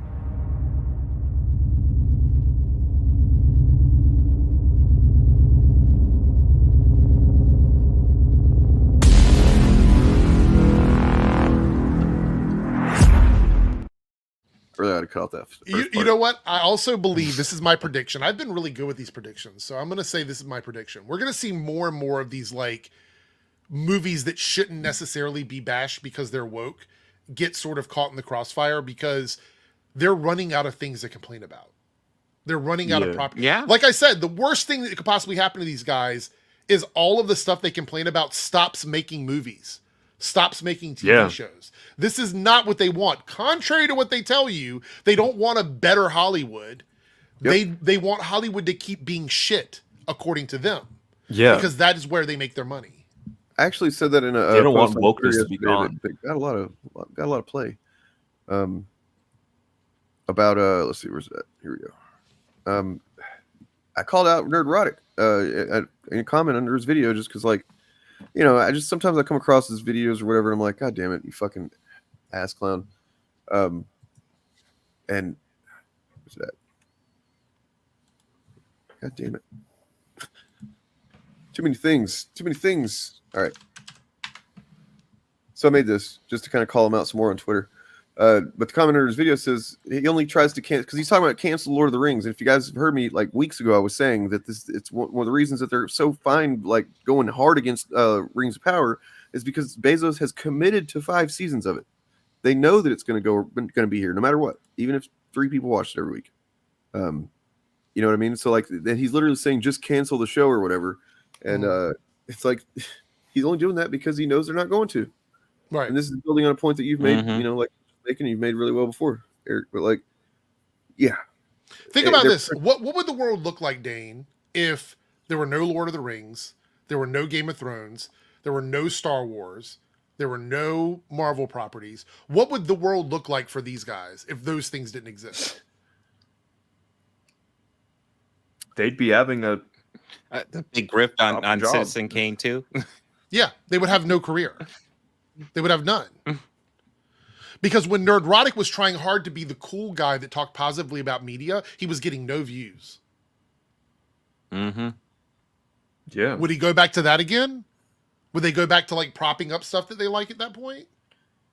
I'm getting rid of this That's the thing that- motherfucker because now he's under his other account, trying to make claims that nobody fucking said. Just like, are you? Like, Oh, it was fuck outta here, dude. Mika. Oh, Yeah, it's the same guy.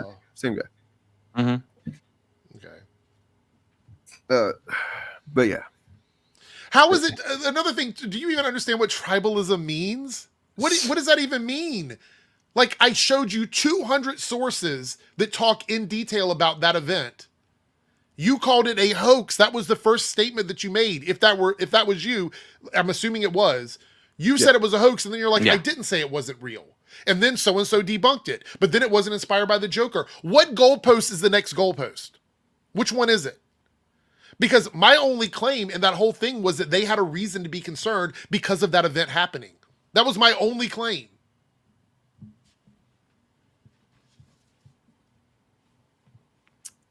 Anyways, all right. I don't know. Well, speaking of other things, because something that was said recently kind of inspired, remind me of this fucking Variety article. Oh yeah.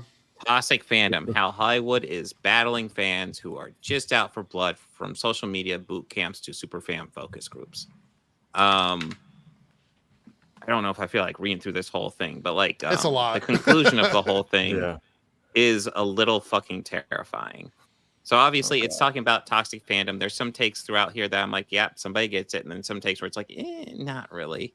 But essentially, like they're going through possible ideas. And then one of the big ones, it seems like, is they will elect super fans to help regulate this to a degree.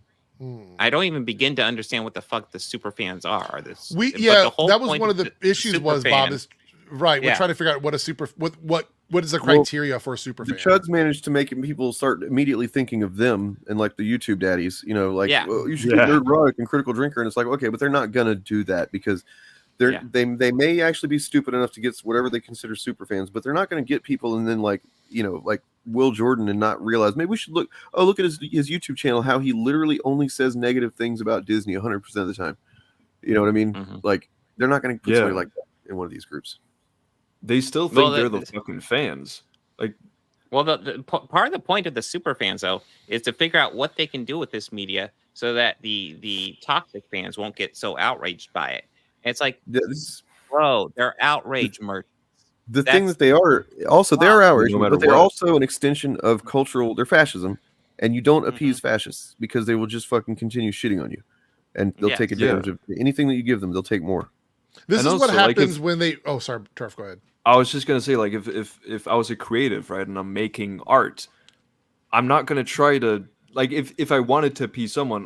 First of all, I'd want to do it for myself. But if I wanted to make one group of people happy, I wouldn't try to make the people who hate everything I do happy. I try to make it's not going to work. It's never going to work. That's the problem. It's never going to work. Their whole livelihood depends on what you do, or their whole livelihood depends on them hating what it is you make. That's why I can't believe the studios are this fucking stupid. I can't believe they're this stupid. Like it's unbelievable to me. You're never going to make them like you. No. And trying to appease them is only going to inspire them to be more critical of your work, because once you start doing that, they're going to be like, well, what about this? Well, what about that? They're going to start cherry picking even more so than they are doing right now. Oh, look, dude, I love your video. I watched one of your videos about me. That was pretty cool. I'm not gonna lie. I tried to watch one of your videos on me, man. I just couldn't. It was funny how he was like, all right, let's see what Dane says here. And then like I would say like 3 words, and then he would just kind of like skim through the next few minutes and go, I don't know. You're not making a case here, Dane. Hold on though. This is what the studio should be doing. I've read the opposite. It seems like Nerdrotic and all those guys think that this is awful because they think it's going to be SJW controlled. So which is it? Is it a good thing or a bad thing? Which one is it, Backseater? I'm curious, because a lot of people in the Fandom Minutes think it's a bad thing, even though this is because of them. I also want to point out that the studios right now, I don't know if we've talked about it or not, but the Acolyte, Jodie Turner-Smith said that Disney literally didn't give them any support for any of the racist stuff that was happening with them. Really? 0. Yeah, she called him out. Yeah, that's bullshit. Yeah, Disney should be well prepared by now. She said there was nothing there. And this honestly is why allyship is such a very tricky thing. when you are an ally, that means you're in it through the good and the bad times. You have to stick through with marginalized communities. You have to stick with them, even when odds are not in your favor, because that is what true allyship is. This, to me, just sort of reminds me that rainbow and pink capitalism is a thing, and these studios don't really care. Because if they did, they would continue to fight. Because they have the largest tools to fight back against this compared to all of the other people out there who are struggling dealing with all this toxicity. And instead of actually standing up to them, they're like, it's getting a little hot in the building, so we're just going to cave in and sort of do these focus groups. And even if this isn't true, even if it never comes to happen, they've already kind of chummed the water for these guys. So this is where we are with them. You know what I mean? I mean, sorry, Reggie. Like that kind of guy, like he literally had his chance on Bob's stream. Like they debated, they had a conversation. He had his chance to make the strongest fucking cases against Bob and generally what we probably agree with Bob on as he possibly could. And he came off like a fucking moron who just believes dumb shit because it backseater. Yeah, I want to say I saw that backseater thing. Yeah. And I want you to know, and you're probably going to be offended by this because you completely misconstrue everything that we say usually. Form some of your own thoughts. Because when you were talking to Bob, all you were doing was repeating what those guys have said. I didn't hear any one thing that you said that sounds like you came to that conclusion yourself. Yeah, that's the deal. So like backseater, the thing that I want you to keep in mind too is that I kind of view you like, yeah, you're kind of getting yourself in your comments and all that stuff, and you're putting yourself out there, which, okay. But like, you're kind of a victim of these guys. You've just taken everything these guys have said and eternalized it.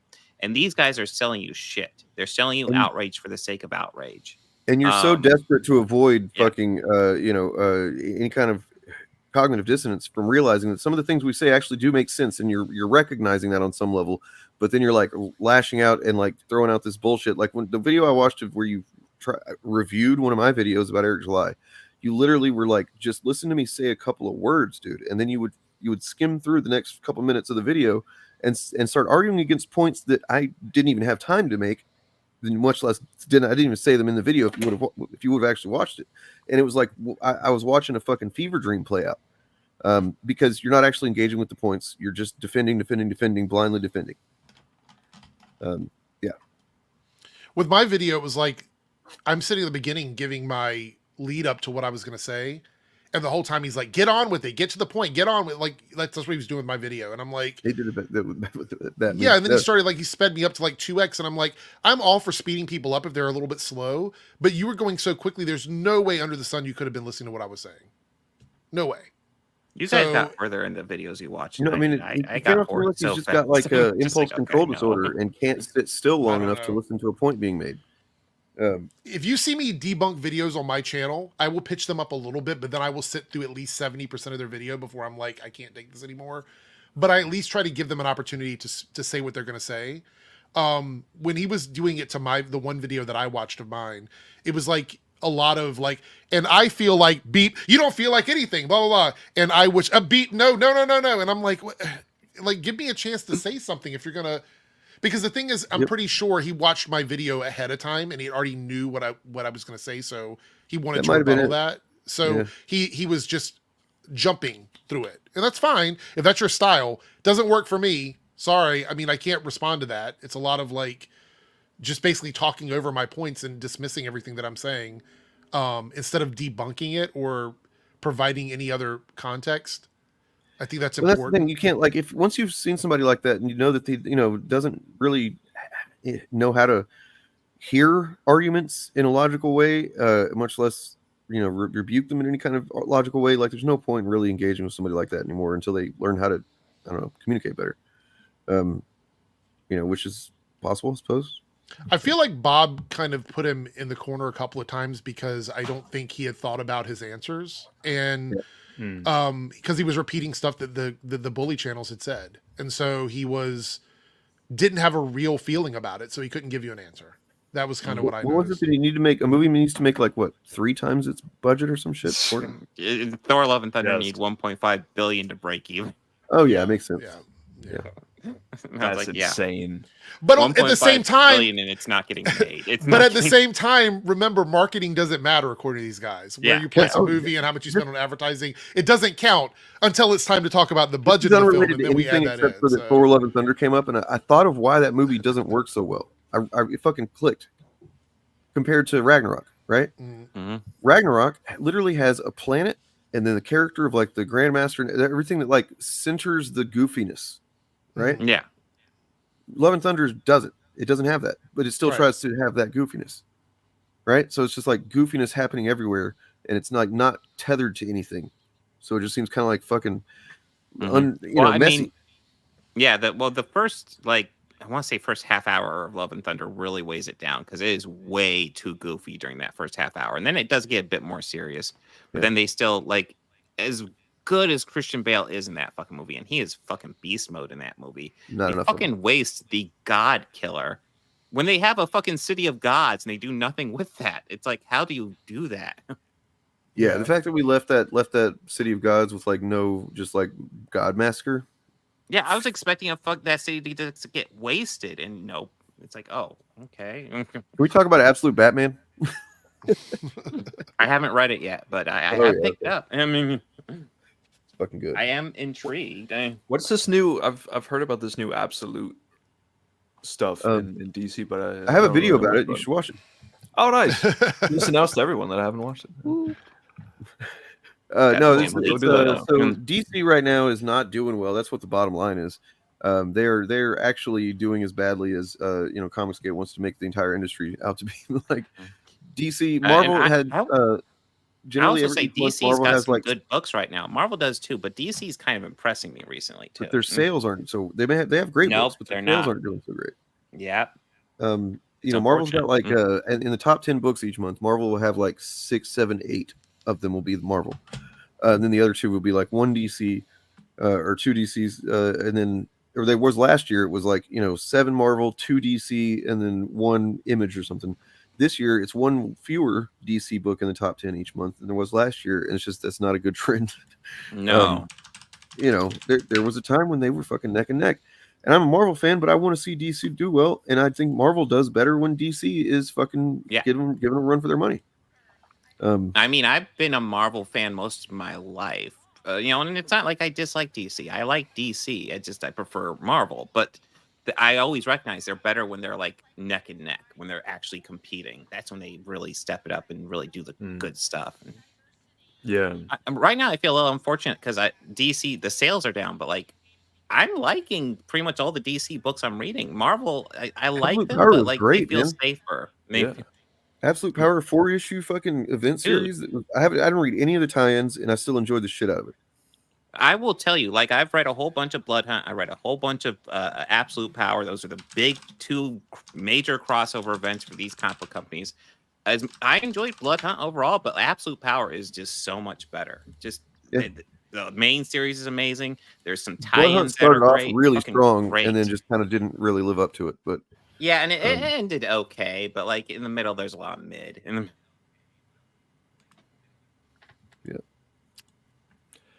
No, and even with how strong Blood Hunt started, Absolute Power started stronger, in my opinion. Disagree. Okay, so here's what we're gonna be doing. I mean, that's cool, Dane. You can be wrong. It's fine. Well, we are gonna have a bit of a debate, an initiative debate before too long. We're gonna be doing the Bob versus Bob. Who's gonna be involved with that? Well, Bob, and we'll see who the other one is gonna be. What? What? But yeah, we need to kind of work on that, boys, behind the scenes, and figure out what days we can maybe all be available for that for a little while. Yes. For day. Yes. If it's just going to be on a... Well, for Bob of the old ways, though, he typically works during the day, so that's the thing with him. So if we're going to have him on, then, yeah. But we'll see. We'll talk about it. Yeah. We'll figure that We're also out. probably going to do handing out some chilies, right?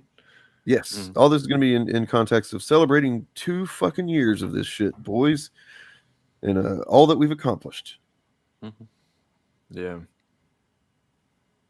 2 years of our outrage content of pointing out that the white man is destroying movies. 2 years. 2 years of And doing we the have finally exact same thing. succeeded. Yeah, Yes. the The white exact man same is no content more as in the other movies. guys from the different direction though. They like to accuse us of. All right. You know what? Honestly, all this talking about our 2-year thing is just making me like want to jump in glee, and I wish someone would take a photo of me mid jump. Oh yeah, just to see how happy I am. Like yeah. He created the first major American car company in generations, and his rocket company is the only reason we can now send American astronauts into space. Come here. Doesn't he do it here in a second? Take over, Elias. That must have been it, Wait, yeah. he does it Oh again. my There he God. goes. Oh God. Yippee. Let me see. I'm sure I can dig up an actual like high quality photo. No, I don't know if this is real, but I saw this thing that was like, "Are you fucking kidding me?" Let me see if I can find it here.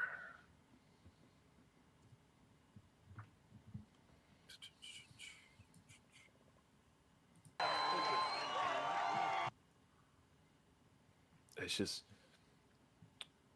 and we need to watch a little bit of this speech because it really is just not good. Okay, look at this. I don't know if this is real. Somebody please tell me.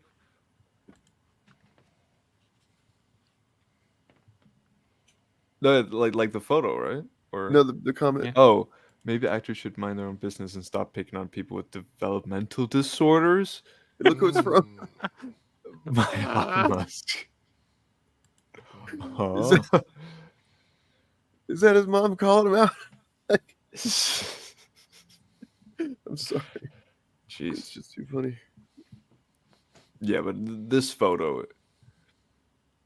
Jesus Christ. I can't imagine this has been good for Trump, that photo. I mean, it's not him looking bad, you know? Yeah, but it's someone who's like associated with him. I don't know. Listen, I don't want to be a jerk, but I will be a jerk because I don't understand this face. So this is a different photo. He makes the same fucking face. I just can't. Well, I mean, you got to remember he's had some work done in recent years. He can probably only make so much face. Well, no. He naturally, as you get older, as you go into your 50s, your hair, your widow's peak starts filling in naturally. Right. You know that, right? your scars disappear. It's how testosterone works. Yeah. All right. Let's just watch a little bit of this because it is. Hi, everyone. He looks like a cancer patient right now. Great moment here. Just listen. As you can see, I'm not just MAGA, I'm dark MAGA. Well, first Fucking of all, I amazing. wanna say Brilliant. to be here. Brilliant. And you know, the true test of someone's character is how they behave under fire. And we had one president who couldn't climb a flight of stairs, and another who was fist pumping after getting shot. And another who won't shut up about going a ramp. This looks so pathetic. It's really It is. Yeah. It looks desperate and pathetic. Fight! Blood coming down the face. Now, America is the home of the brave. God, why do you talk like this? And there's no truer test than courage He's under so fire. awkward. Yeah, he's so that, awkward. who do you want representing America? Yeah. What? Absolutely. Yeah, And, absolutely. Yeah, Kamala Harris. Do you get Kamala still? So Somebody I who don't know, can speak confidently and not say dumb shit for 5 seconds. And I need your opinions on this. Do you guys think that he like prepared beforehand? Like, is this a prepared speech? Like, I think he probably had some like stuff? general things. He you wanted know, to say. part of me really Yeah. hopes it is because it's bad. Exactly. Like, I think he just has some things that he thought like, oh yeah, this will be good to say, but I can't imagine that he's standing there with his prepared speech. He's with definitely the kind of a guy that teleprompter. because he's a fucking billionaire and he never actually has created a goddamn thing himself. He's convinced himself that he does just shit excellence. You Yeah, know, so like, exactly. So everything. did you even have we even looked up what dark MAGA means? I just found out the definition of dark MAGA. There's actually a meaning for it. It actually means something. I thought it was just Elon being it's like from edgy. April of Shit. 2020. April of 2022 is when the term came around, and it says Oh. dark MAGA is the meme culture more so than a political slogan. Dark MAGA is a post-alt-right aesthetic that promotes an authoritarian version of Trump in a dystopian future. Terminator-like images. In some, the Trump Tower is painted entirely in black, and the former president is seen piercing the screen with blue laser eyes. So it's literally just like a dystopian future meme thing of Trump. Is what. So dark what? MAGA It's the is. absolute universe. What? It just goes to show that like Elon is just perpetually online.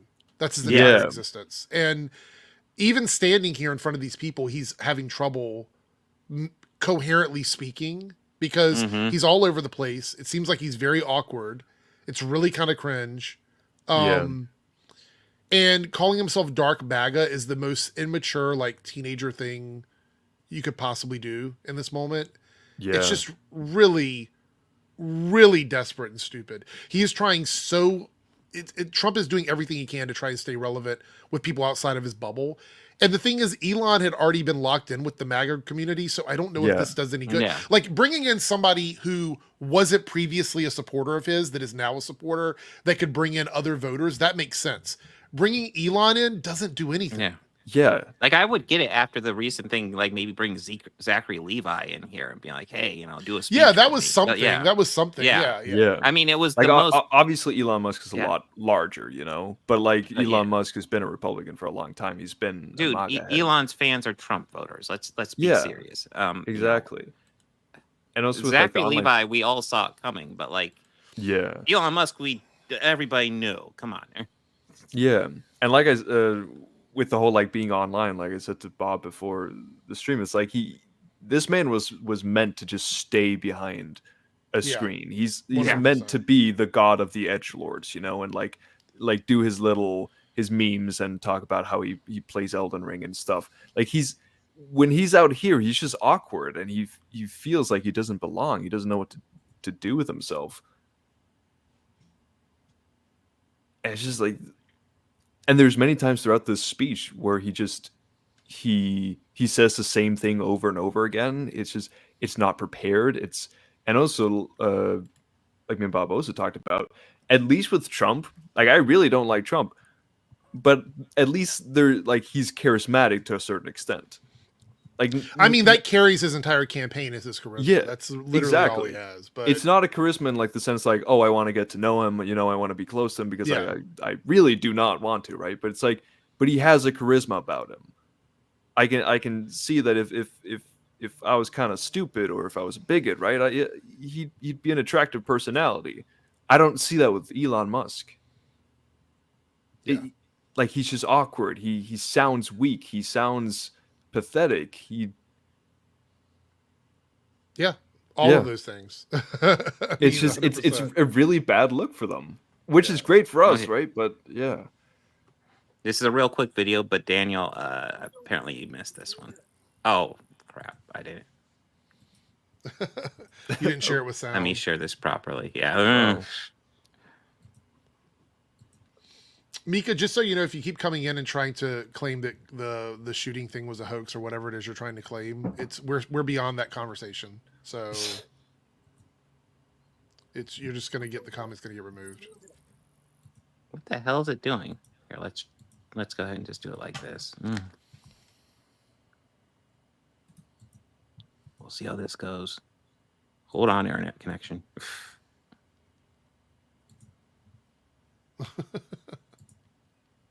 And in a perfect world, whatever that looked like, perhaps I would have voted for Bobby.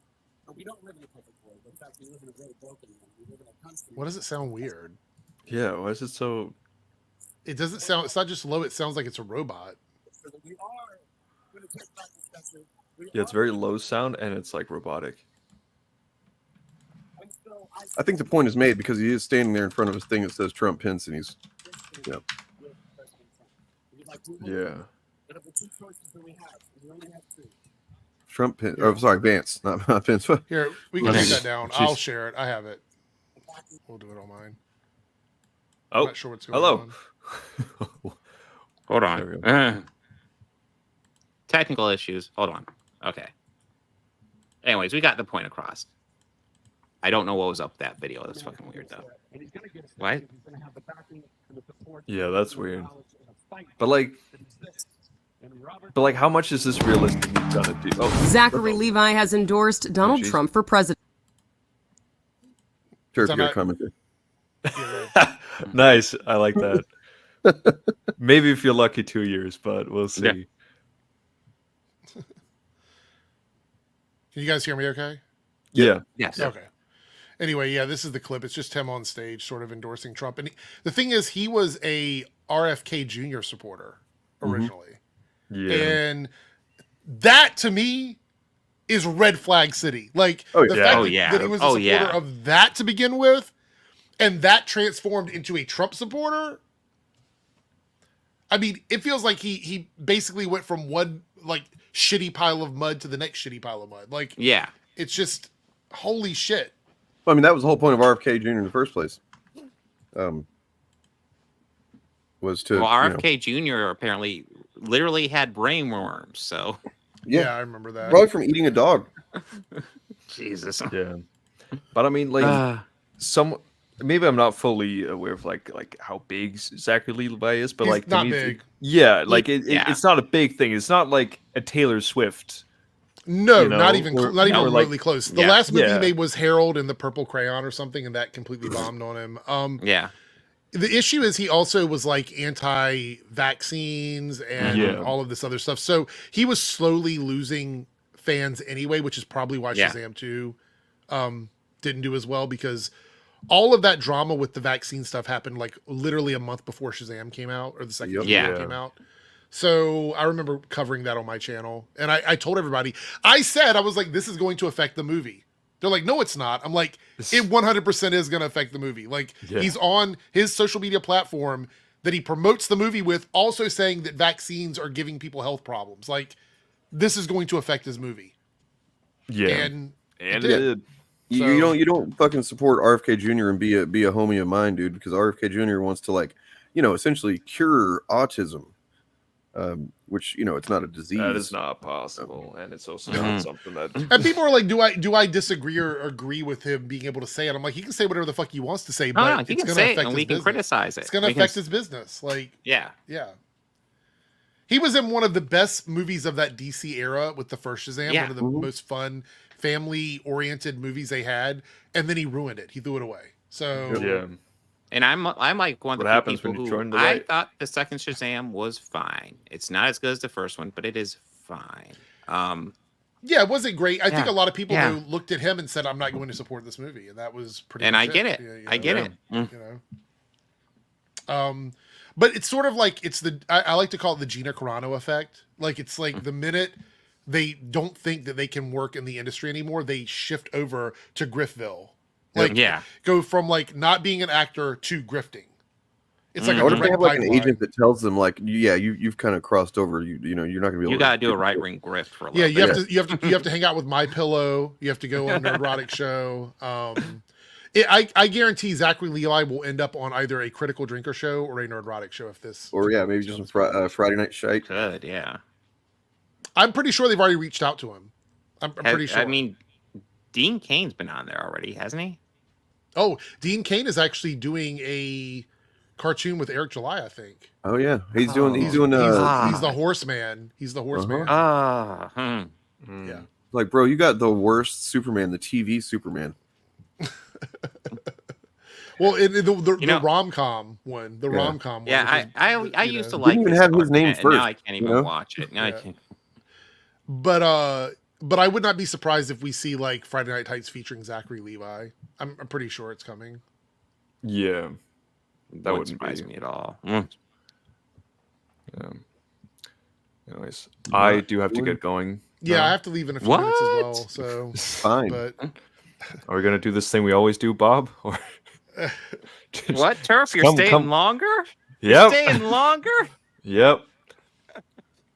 Oh yeah. Shocking. Well, since you're staying longer, I'm gonna go home.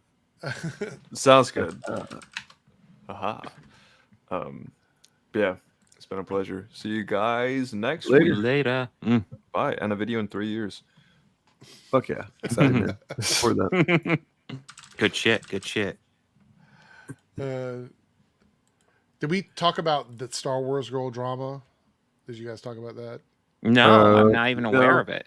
I am like, if it's on Twitter, I'm not going to see it. I wonder what Star Wars girl's whole connection to the, like the I don't know, nerdrotic and all that. Like, what's their arrangement about?